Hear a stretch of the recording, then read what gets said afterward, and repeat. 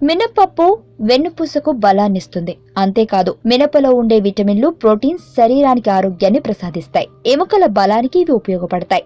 అందుకే వారానికి 2 సార్లు వంటల్లో మినపప్పును చేర్చుకోవాలి అంటున్నారు ఆరోగ్య నిపుణులు. అలాగే ఆవాలు గుండెకు మేలు చేస్తాయి, శరీరానికి కావలసిన విటమిన్లు అందిస్తాయి, కీళ్ల నొప్పులు, కండరాల నొప్పులు తగ్గిస్తాయి, శ్వాస అవరోధాలను దూరం చేస్తాయి, జీర్ణశక్తిని బాగా పెంచుతుంది. దీనిలోని క్యూమిక్ డీహైర్ అనే పరిమళం లాలాజల గ్రంథులను క్రియాశీలం చేస్తుంది, ఆకలిని పుట్టిస్తుంది, శ్వాసక్రియ వ్యవస్థను ఎలాంటి అంటురోగాలు సోకకుండా ఆరోగ్యంగా ఉంచుతుంది. ఇక అల్లం అజీర్తిని దివ్యౌషధంగా పనిచేస్తుంది. వికారం, వాంతులు, విరోచనాలకు చెక్ పెడుతుంది.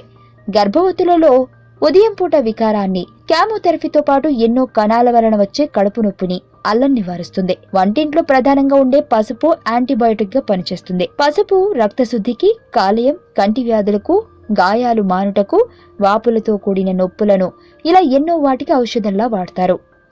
వార్తావాణి న్యూస్ ఛానల్ ఎప్పటికప్పుడు రాజకీయ, సినీ విశేషాలు, స్పోర్ట్స్ మరియు సాంకేతిక పరమైన మరెన్నో విషయాలను మన ముందుకు తెస్తుంది. మరింత సమాచారం కొరకు వార్తావాణి న్యూస్ ఛానల్ ని సబ్స్క్రైబ్ చేయండి.